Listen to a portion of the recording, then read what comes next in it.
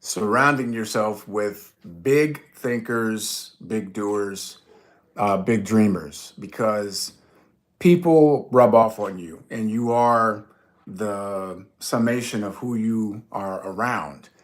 And what I've noticed is that a lot of people, they don't cultivate this habit of dreaming big, thinking bigger, reaching for more, challenging themselves.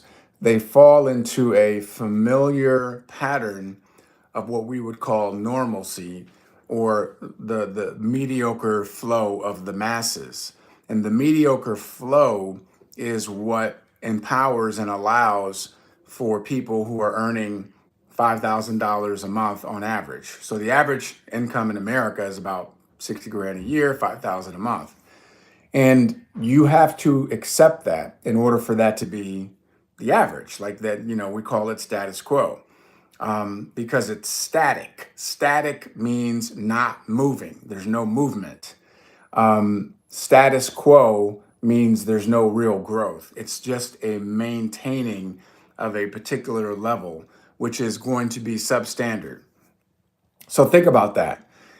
I have to accept that that's my lot in life, to be a $5,000 a month income earner. And I might get a price of living increase.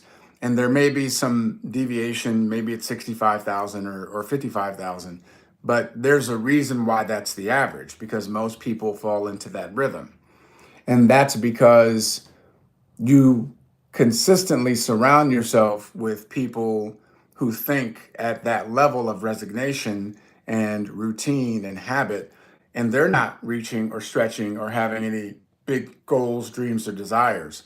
Once you start spending time around people who think bigger and have a higher expectation and a higher standard, it will change you. There's no way around it. Number one, you're going to feel uncomfortable because you're going to begin to recognize just how small you've been thinking for however many years, however long you've been doing it. The second thing is that you're going to start to understand and really look at, wow, like the people that I have been spending time with, and whether it's my work, my career, and or leisure, combine them. Okay, like that's true. Like I don't really spend time around people who are aspirational, who have big goals and dreams and are getting after it every day. And it has nothing to do with what someone does for a living. You could be doing anything. I know people who worked security, but they ended up becoming millionaires because they kept working outside of their job towards their goals and dreams. So your day job is what you do to sustain, and your dreams and your goals are what you do to obtain, which is you're working beyond the quote unquote 9 to 5 structure, the 40 50 hours a week. You understand that there's more to that. So for example, some of you, maybe you were at work yesterday. So for those of you that work kind of Monday to Friday, think about it. How many conversations, and I'll ask the question, like let's just ask it in real time. If you were at work on Friday, okay, you can raise your hand or you could give me an indicator, okay. And if you're willing to unmute yourself, just answer this question. How many conversations did you have with your colleagues at work about your or their bigger goals and dreams that they're excitedly working toward? Zero. Zero. Okay. Okay. I'm getting in the chat zero. Zero. I'm seeing it here. Zero. None. Okay. Now think about this. So like I that is so weird. That's just strange to me. It's strange. Like I couldn't. There's no way. Like I can't go a day without engaging in that conversation with myself, let alone if I'm around other people. And I give you another example. I was going to pick up my son, and there's a line obviously that forms for pickup, And there are great, great teachers who always are out there on a volunteer basis to help with the line. And so I see the same faces, every day or when I pick them up. And so I stopped as I'm turning in the parking lot and I asked one teacher, I said, "Hey, what goal are you working toward right now?" And if you could have seen the look on his face, he was caught completely off guard. It was like I was speaking a foreign language to him. And I saw like his whole body was kind of like frozen because he was completely stunned by the question. And I said to him, "Okay, I tell you what, when I come back tomorrow, I want an answer to my question." And I promise you, he literally turned red. He turned red. He was like, it was a physiological response. He was so caught off guard by that simple question: what goal are you working toward? Next day comes. I said, "So you have an answer for me?" He's like, "I knew you were going to ask. I knew." He said, "Listen, I just want to make sure I'm showing up to work every day and doing a good job for the kids." I was like, "Great, fantastic." I'm not going to get into it with him. I'm not trying to corner him or embarrass him, but it told me so much. Ladies and gentlemen, listen to this very carefully. This is one of the people that are fostering an environment where youth are supposed to be growing and they're supposed to be challenging them to think and go beyond their capacity. They're supposed to be doing all these things. And so this is it's a good reminder. We as parents can often drop our kids off at a school with a level of expectation they're going to have, reading, writing, and arithmetic. That's how 3 R's, right? Reading, writing, and arithmetic. But I know R's. You get what I'm saying. but like when you think about that, it makes you much more attentive when your kids are not in school. It's way more important the conversations I'm having with my kids outside of school than what they're learning in school. I know that. Like I can't. I don't trust the teachers. They're good people. They work hard, but they're not dreamers. They're not big thinkers. Usually, you're going to have a couple, right? There's always going to be outliers, but we all know this. So if we understand that that is the environment that a lot of people are coming from and have been raised up in, then we also understand the power of making sure that we are setting the example, that we are leading by that example in terms of the conversations that we have, the conversations we engage in, the conversations we do not engage in, the questions that we ask of ourselves and of other people. And so if people are around you and they're spending time around you and you're not making them uncomfortable with great questions, you're not making them uncomfortable with challenging them to think beyond themselves because you're already there, you're already doing it. If just being around you doesn't have them think a little bit better and bigger about themselves, then you're not doing your job. You're either following them or they're following you.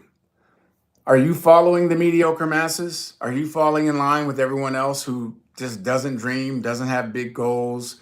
They're comfortable, they're just paying their bills, they're living from paycheck to paycheck, they're just going along to get along. Or are they following you? When you come into the room changes. When they have conversation, listen, there's certain, it's so funny because the sales team that I'm with and we're all like independent, but we obviously we share, what we're doing in our sales business. The sales team, they have certain conversations when I'm in the room that they don't talk about certain stuff around me. Like they don't talk to me about playing video games. They don't talk to me about um, partying, hanging out. Like they just don't because that's not. I don't have to say anything. Like I've never said, don't say these things around me. I've never said that. It's because of the questions that I ask, the way that I carry myself when I enter the room. my come from, people can pick it up immediately. Like, this is not someone that you don't have like, hey, how's the weather conversation with that cat. Like, obviously, I'm very open, I'm approachable, but you can't come to me with like foolishness or nonsense. They just know it instinctively. And so you can set a tone and you can learn a lot about how you're showing up in life by how other people respond to you. And it's so interesting when I hear, because they'll tell me, like, hey, we were talking about you the other day. We were talking about you this day. We were saying this about you. And it's always around like discipline, being really, really fit. Like, oh man, I got to get myself together, because I know Ed is, or I got to start eating better because I know Ed is. And I'm not out here promoting it or preaching about it. That's not me. If you ask me a question, I'll answer it. It's just simply how I show up. And so, how you show up is really being driven. If you're dialed in, it's driven by your dream, it's driven by your goal. Thinking bigger, thinking bigger. So, if that becomes a priority for you, you'll know, because it's just, you're going to show up to life differently. You're going to show up in every day with a different level of expectation. You're going to come to every day wanting more, and you're going to be open and curious, and your antenna is going to be up for growth opportunities and exchanges and connections with people, because there are some other people out here who are like you. They want more, they aspire to more, they're striving for more. And you have to know this. It's a belief, it's a walk of faith. But when you start getting around that, ladies and gents, it changes everything. It absolutely changes everything. So I'll give you a couple of examples. One, my first understanding of this, it came when I got to college, because I didn't think that I was college material.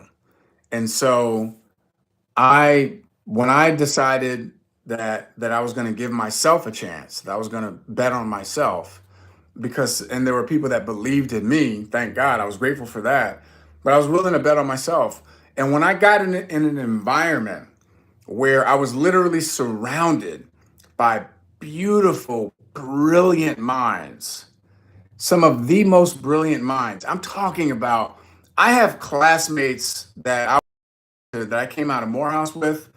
They're senators, they're commentators, they're world-renowned professors, chairmen of departments, heads of departments, brilliant doctors, brilliant engineers. Like, if I said some of the names of people that I graduated with, you would know who they were automatically, because they're national, international figures. So when you're surrounded by thinking that is outthinking you, by a standard of excellence that you didn't even know was possible, I didn't even know this level, this standard existed until I got to Morehouse. Changed my life forever. And Lamar will second that. Changed my life forever. So that's called the Pygmalion effect. The Pygmalion effect states that when you enter in an environment where the expectation is higher, where the standard is higher, you automatically level and raise your standard because of the environment that you're in. Because we're tribal, we tend to succumb to peer pressure. Now, it could be negative peer pressure or it could be positive peer pressure. The Pygmalion effect is talking about positive peer pressure. So when I got into Morehouse, I immediately raised my standard. I immediately started doing things that I'd never done before. I immediately took on a level of discipline and habit patterns because I was looking around me and all I was seeing were achievers. And I was like, okay, I gotta raise my game. And I didn't necessarily know how all this stuff was gonna happen. I just knew I had to make it happen. Like, there's no way I'm not gonna carry my weight around all this excellence. I'm gonna bring my own level of excellence too. And so that's the power of the Pygmalion effect. So when you, again, are looking at your surroundings, if you know, like, when's the last time you had a conversation? Doesn't have to be a long one, but when's the last time you had a conversation about your dream home, your dream car, your dream outcome, your dream cash flow. When's the last time you had that conversation out loud with another human being?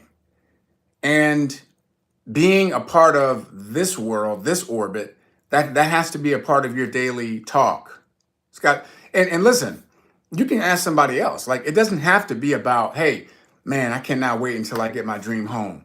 You could just say, hey, do you have a dream home that you would like to live in? Do you have a dream? Just ask somebody. It doesn't have to be about you, but just sparking the conversation with a question. You're already engaging in a higher level of thinking, a higher level of outcome. And understand, it's about who you have to become in order for that to manifest. It just means that you're serving more, you're impacting more, you're asking more of yourself. And so most people, you have to realize they're not aspirational because they've resigned themselves to a life of mediocrity. Not that they've said it out loud, but they're saying it louder with their behavior and their choices and how they show up. It's very simple. So that's where everything starts. It starts there. Another example, when I first started building my first sales team ever, um, I understood that there are pigeons and there are eagles. Pigeons, they are very low level in their vibration. Pigeons, they're always like right at your feet and they're pecking and they're picking up garbage off the ground. Pigeons, they crap all over everything. That's what pigeons do. You have a good idea, they're gonna crap all over it. You have a big dream, they're gonna crap all over it. You're aspirational, they're gonna crap all over it. It's just who they are. They do it indiscriminately. They don't care. They just crap all over everything. Pigeons are filthy. Pigeons, they don't understand anything about higher vibrational thinking because they're not wired that way. Eagles, eagles are soaring. Eagles are at a much higher level. They're a higher level in terms of their being, in terms of their existence. Eagles do not go in flocks. You've never seen a flock of eagles, but they're soaring and they have vast vision because they can see further and farther than any pigeon ever could. And I understood that I had to start being more intentional of surrounding myself with business eagles. I was very blessed. I have some great eagles in terms of friendships and relationships, but business eagles, I had to start finding those. I didn't know any business eagles. And so when I decided to commit my life to learning and understanding sales and leadership and understanding leverage and building repeat income, when I committed my life to that, that was a commitment. Like I was going to figure it out no matter what.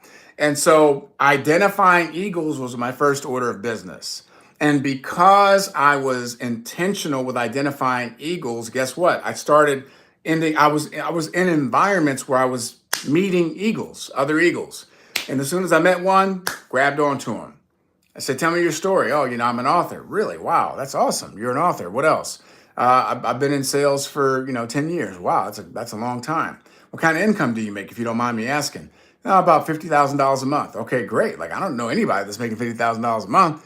I'm going to build a relationship with you. I'm going to learn how you got to where you are. I'm going to learn how you think. I'm going to watch. I'm going to observe. I'm going to take notes because I understood I had to get around some higher level thinking, big doers, big dreamers. And so there goes the Pygmalion effect. That one person, it made me start to level up and have a higher standard, a higher expectation for myself. And I was like, man, if I work really hard, if I can model model those things that this person did, I can model that behavior and I can do it from my leadership perspective. I can get similar results. Now, because I did that, I modeled it. And remember, I learned all this when I was at Morehouse. So I knew that it worked.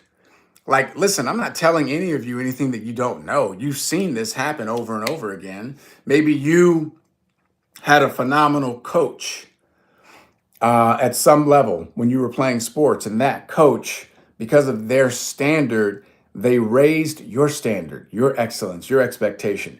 Maybe you have a phenomenal boss, right? An employer. But because of the employer, they've made you think bigger and have greater expectation, and have taught you how to make tremendous cash flow. Maybe you have a mentor, a business mentor, who has taught you how to think independently, has taught you how to make money and be your own boss. Like there are examples, okay? There are always examples of people in your immediate life, or you've seen it happen with somebody else, because they're thinking at a higher level. They're showing up in life at a higher level that has caused you to raise your standard, right? So we all know this. And so when I was building that first sales and leadership team, I would purposefully put my guys and gals in environments that were going to stretch them. I would purposefully put them around other individuals who I knew were thinking at a very different level, much higher expectation, greater results in their life and their track record. So if they're at that, I remember this specifically. No one at the time that I did this was earning more than $2,000 a month. Like, no one was. And I brought in some individuals that were earning, between $70 to $100,000 a month. And I said, hey, we're going to spend the day together, and we're going to do some mindset stuff. And I want you guys to ask any questions that you want. And I said to these individuals that were $70 to $100,000, I was like, I want you to make sure that we can see some of the aspects of your current lifestyle. So if that meant, hey, pull up in the Ferrari, pull up in the Ferrari. If that meant, hey, I want you to show them the $3 million home, show them the $3 million home. Whatever it was, like, I just want them to see and have the experience of something that's far beyond their current situation. Because I understood the seeding of that. I understood when you plant seeds in the right minds, it takes hold all the time. When you plant seeds in the right minds, it takes hold all the time. Now you have to seed all over. Like, I can't tell you when I'm putting seeds in the soil, I can't tell you exactly where every tree is going to sprout. I can't tell you the exact place where that's going to bear fruit, but I can tell you that somewhere in this field where I'm planting all these seeds, things are going to grow and fruit will be bared. And it's a process. It takes time, but I gotta keep planting and sowing the seeds. Okay, so I seeded with a lot of people. I had intimate conversations with a lot of people. I had a lot of people tell me, "Hey, I got goals and dreams." But I can't tell who's going to do what. But some of the seeds took hold because I found some of the right people while I was sowing the seeds. And because I purposefully put them in an environment, and I did this over and over and over again, because I did that, because I constantly exposed them to higher levels of thinking and conversation, it just took hold. They began to raise their standard, even if it made them uncomfortable. I remember taking them to dealerships where they would sell Lamborghinis, Rolls Royces, Bentleys, Ferraris. I remember specifically going to these dealerships and saying, we're gonna take a test drive. And no one could afford it at that time. But guess what happened? The right seeds took hold on the right people, and eventually they were driving the Rolls Royces, they were driving the Lamborghinis, and they were branding and sharing their lifestyle as a result of it. Because I understood the power of being around big thinking, okay? That's real time stuff. And so you got to ask yourself, how often am I having those conversations? How often am I engaging in those questions? And if you have habituated a life where you're not doing that, you have to be very careful. Got to be careful, because it's subtle, ladies and gentlemen. People don't make a dramatic left turn off a cliff. That's rare, okay? They don't typically do that. What happens is it's a very slow, subtle shift, and you're just getting off the road of high expectations. You're veering off the road of very big, specific dreams and goals. You're veering off the road with all these subtle choices. Instead of focusing on your dream, you're watching Netflix. Instead of focusing on your dream, you're scrolling on social media. Instead of focusing on your dream, you're gossiping. Instead of focusing on your dream, You're emotionally eating. Instead of focusing on your dream, you're sleeping in. And it's just a slow, steady, you're just going slowly off the road. And you look up, 20 years have gone by, you're overweight, you're lazy, you don't have the cash flow that you thought you'd have or that you wanted to have. You're not living in your dream home. You're not driving your dream car. You don't have a dream lifestyle. You're surviving. You're comfortable. You're justifying and rationalizing your life. Well, God is good. I'm blessed. I got food on the table, clothes on my back, a roof over my head. God is good. My bills are paid. You have resigned yourself to a life of mediocrity slowly and surely, and you have made it a permanent part of your identity. You've taken your whatever dreams and goals you may have had, you put them on the shelf. That's how it happens. It's very rare, like a sudden shift, sudden left turn. No, slow, subtle, imperceptible. It's like that carbon monoxide. Remember, comfort is like carbon monoxide. It is a silent killer. It slowly chokes the life out of your dreams, your hopes, and your ambitions. And so I want you to think about this. I'll go back to my original question, which is how many of you all on your if you went to work this week, if you went to a job, if you went to a job last week, the week before, the week before, the week before, I'd like for you to think about the last 60 days, the last 90 days on your job. And I'm going to ask this question, okay? I would love for you guys to answer. In the last 90 days, okay, because I just asked about one day. So I'm going to give you a chance to maybe we can find some nuggets in here. In the last 90 days that you showed up on your job, how many conversations did you have with your colleagues about your goals and dreams or their goals and dreams? Where you guys were really like, man, my dream car is this, and my dream home is this, and my dream cash flow is this, and I'm excited that I'm working towards it. How many of you all had that conversation at your job in the last 90 days? You can unmute and just say, give me the number, or you can type it in the chat. And as you know, I am retired, but when I was working, the people that were at my job, they didn't have dreams and aspirations. Okay. They were always cheerleaders for my dreams. So Wow. whatever I was in, they were like, okay, yes, Jeff, go for it. We're there. But we had one individual who said that they would never leave the workplace, and she was at a low level with the federal government, a GS6, and would be at that level until the building burned down or until she retired. And I just found that to be so sad because I don't even know how you can live on that income for the rest of your life. But yeah, so I did not have that experience with people and didn't have the ability to help them change the way that they thought. Okay. If I was involved in any MLM, like at one point I went and signed up for Primerica, and 3 people signed up just on my name. And I told them, I said, listen, I don't even know what I just got myself into. Don't just get into it because I'm into it. But they said, well, if you're doing it, then we know that it's something and we need to do it too. And that's why I had all of those people whenever you had to call for us to bring people to that meeting because they wanted to see what I was into and if it's something that they wanted to do. That's so interesting, Beverly, because and this goes to leadership, which is we'll get into leadership another day. But the reason leadership is a lonely road is because there are not very many leaders, and more people need to be led than need to become leaders. More people need to be led than need to become leaders. That's just the nature of the world. It's just human behavior. So if Beverly's in an environment where she is seemingly the only person that is aspirational, and she has a few people that are supportive and cheerleaders, and then she has a few people who are willing to follow her wherever she goes, that's where it starts. Like, that's how it all starts.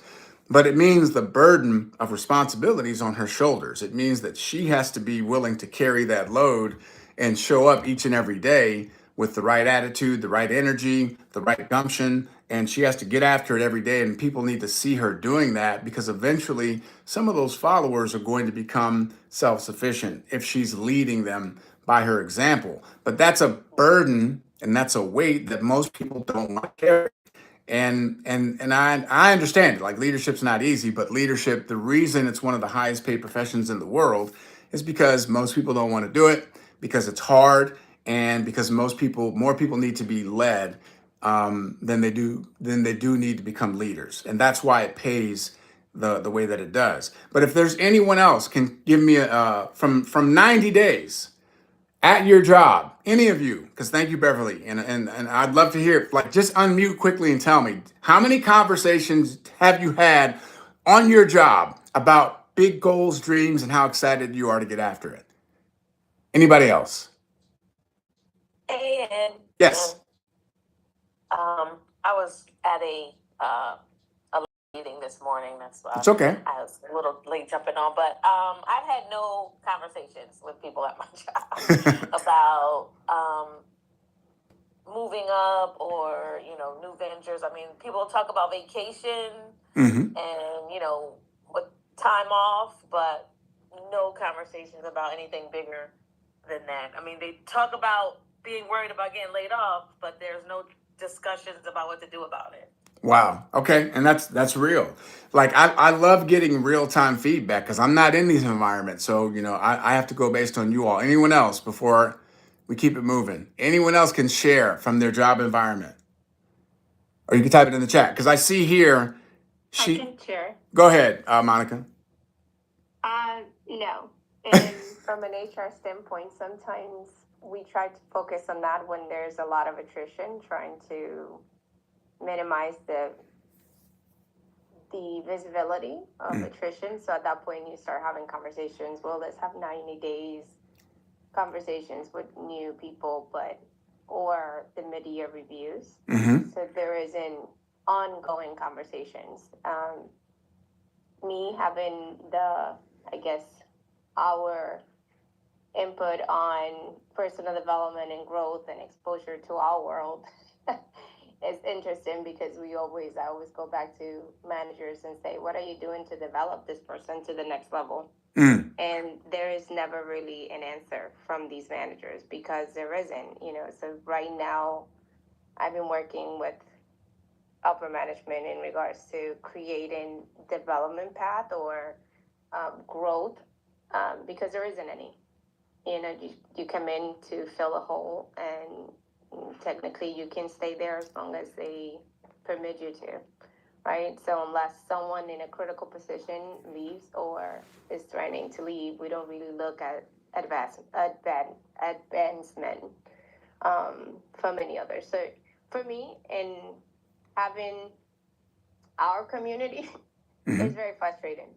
Right. Because my vision and the way that I always tell all these leaders is that I want to see and help people grow, and what opportunities there are for them to continue to provide the services that they're given.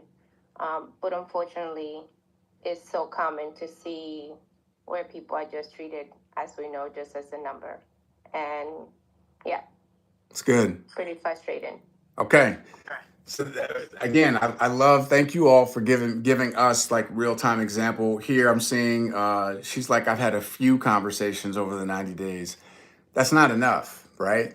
Think about it. Like, all of us have been indoctrinated by what things we tune into every day. So because you go to school Monday through Friday, and you go to school usually 9 months out of every year. And that's, from kindergarten all the way up until you graduate high school. And then if you have further education, and then when you're working your job, listen, you all that have jobs, you spend more time on your jobs than you do with your families. And if that's where you're spending the majority of your time, and you're saying out loud, there's virtually no conversation at all about bigger goals and dreams. There's a movie called Up in the Air, stars George Clooney, Up in the Air. And there's a great scene with J.K. Simmons, and he's firing. His job is to lay people off. He's got to have a conversation. And he gets in the guy's face and he's like, at what point did you sell out your dreams and your goals? Like, when did you decide to sell out, for 70 grand a year? And the guy really wanted to be a chef. And so it's a great scene because he's talking about this very thing. He's like, well, you've subjugated yourself to, this employer who can just lay you off whenever they want. And you gave up your dream to work here. And you think that they owe you something. They ain't thinking about you at all. Like, when you get laid off, they're just gonna, the machine keeps going. They gotta cut expenses. They're gonna cut you before they cut the light bill. They're cutting you. So when we know this and we cultivate this and we understand, like, we have to think bigger. I remember watching a friend, blew my mind. He wrote a check. He goes to the car dealership to get a car. And he writes a check. And the check that he wrote for this car, he said, I'm going to do the one payment plan. I said, what? I said, what's the one payment plan? He's like, I'm just going to buy the car. He wrote a check for $384,000. Like, I watched him write a check for $384,000. And he paid cash for this car. Do you understand, like, how like, it just took my mind and it went like this, like, where have I been living? Like, what have I been aspiring to? Like, what is going on? It's like when you're around that, it just shifts your capacity. It shifts what you deem as reachable. I think it is imperative, if you have an appreciation for what's inside your heart, if you truly have a desire to show up at a greater capacity in your life, if you really understand the impact that you can make, imagine today, for example, what would it feel like if you have a home and it is a beautiful home? It's on, let's say, 2 acres of land. And it's, let's say, 6 bedrooms. It doesn't have to be ridiculous, but let's say it's 6 bedrooms and 5 full bathrooms and then 2 partials. So you have plenty of space if you would like to have a place for extended family to live. If you want more of your family with you, closer, in-laws, like, fine, you have the space. But imagine on a day like today, this is your environment. You don't have a mortgage. You don't have any car loans out. All your cars are paid for and they're new and they drive beautifully. You don't have any debt. You have cash flow every month. And you decide that on this day, you're going to spend some time, like Jennifer, volunteering and helping to influence legislation and laws and voting. Like, you're going to volunteer some of that time, and then you're going to have a nice breakfast or brunch. And then this afternoon, you're going to host a mindset for greatness retreat in your backyard. And you're going to have whoever you want to have. You can invite leaders in the community. You can have your kids and their friends. You can have a combination. And you're going to host it in your backyard. And you're going to have it catered. And you're going to hire some of the local hometown caterers who are really good at what they do. And you want to give them business. You want to support small business owners. You want to help stimulate the economy. So you're going to pay them for their services. You're going to have a great spread where it's catered. You're going to order books so that everyone that comes to the event is going to leave with a book, whatever the book is for the month of June. And so you have the books, you order them, and then you also, provide with the book a coupon. And the coupon is for 2 cups of coffee at a local coffee shop, not Starbucks, a local coffee shop. And the purpose of the 2 cups of coffees the gift certificate is for them to sit down with someone they don't know and have a conversation about goals and dreams.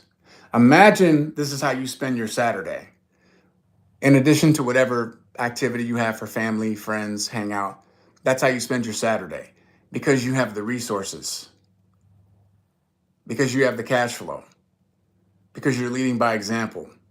And because you're leading by example, you're opening up a gateway for others to begin to dream big too, to give themselves permission to be bold and to be daring, to be God-sized in their aspiration. Imagine having that as your life.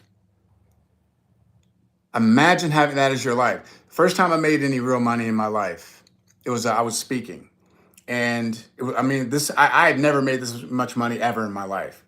I made $100,000 in the span of a month because I spoke for a pharmaceutical company, and it was a really big pharmaceutical company. And because of the job that I did, they kept bringing me back and back and back. And every time they brought me back, they had to pay me another, 12 grand for each hour. But they kept bringing me back and sending me here, there. I made all this money like in a very short period of time. I was completely ignorant. I had no financial plan, no financial sensibility. I had nothing. But to me, like that was so much money that I was like, I'm gonna do something. Like I get to be more of who I am. You know what I did? I got on a plane. I flew down. This was not long after Hurricane Katrina. I flew to New Orleans. I bought myself a ticket, flew myself to New Orleans. I put myself up in a hotel. I went to Habitat for Humanity, and I was like, I want to be of service. Where can I be? Where do you need me? And I went to work for Habitat for Humanity. And then when I wasn't working for Habitat for Humanity, I went door to door in the 9th Ward where it was hardest hit. I promise you all, you have never seen at that point in time, because we've had some significant storms since then. You've never seen this type of destruction in an American city. I could not believe not only what I was seeing, but what was unaddressed, what went neglected. It was mind-boggling.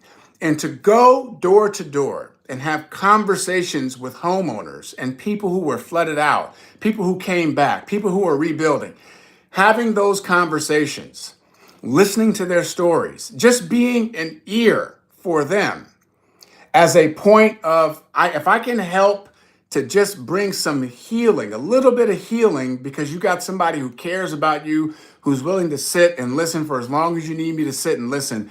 It was my ministry for a week because I had the resources to do it. I didn't have to be anywhere. I didn't have to punch anybody else's clock because I had the resources because of how I showed up in the world. I want to do that kind of thing whenever I want to do it all the time. But it starts with what we're doing here in terms of our business, what we're building, how the number of conversations that we're having, the way that we're bringing people into this community that I'm cultivating and we're cultivating together. It starts with that. The groundwork that we're doing now that will lead to a groundswell that will enable us to not only empower ourselves, but to empower those that are locking arms with us that are committed to their financial independence. That's how we get to that place.